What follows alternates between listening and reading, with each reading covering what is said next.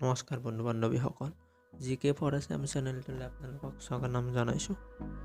আজি আকৌ জিকে 10টা ইম্পৰ্টেণ্ট কুৱেশ্যন এনচাৰ আপোনালোকৰ মাজত লৈ আহিছোঁ। যদি ভিডিঅ'টো চাই ভাল পায় লাইক কৰিব, এটা কমেণ্ট কৰিব আৰু ছাবস্ক্ৰাইব কৰিবলৈ নাপাহৰিব। আহকচোন তেনেহ'লে দেৰি নকৰি আমি আজিৰ ভিডিঅ'টো আৰম্ভ কৰোঁ।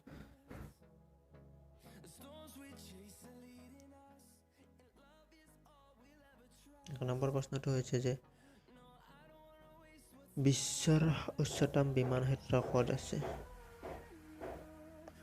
উত্তৰ হৈছে লাডাখ, ভাৰতবৰ্ষৰ লাডাখত আছে।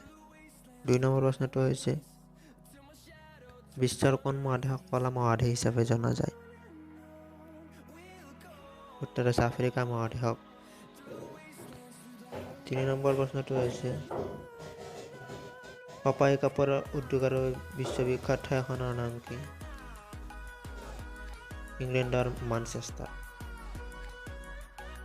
4 নম্বৰ প্ৰশ্নটো হৈছে আপোনালোকৰ মাজত বিশ্বৰ ভিতৰত আটাইতকৈ বেছি সোণৰ খনি থকা ঠাই কোনখন? উত্তৰ হৈছে দক্ষিণ আফ্ৰিকা।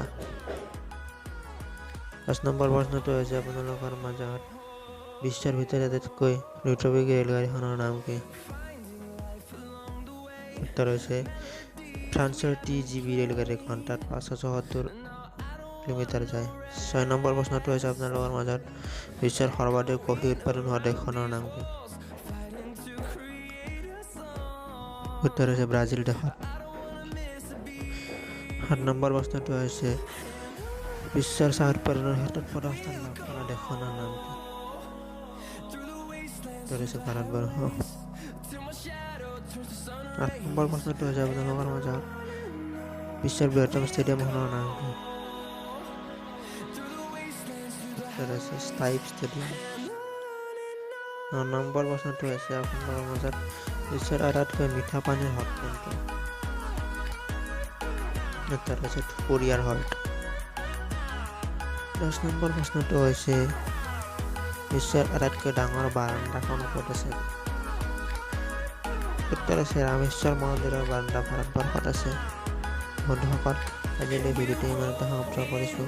যদি ভিডিঅ'টো আপোনালোকে ভাল পালে তেনেহ'লে মোৰ চেনেলটো ছাবস্ক্ৰাইব কৰিবলৈ নাপাহৰিব আৰু এনেকুৱা ধৰণৰ ভৱিষ্যতে ভিডিঅ' পাই থাকিলে মোৰ চেনেলটো লাইক কৰক, কমেণ্ট কৰক, শ্বেয়াৰ কৰক আৰু চেনেলটো ছাবস্ক্ৰাইব কৰি ল'ব।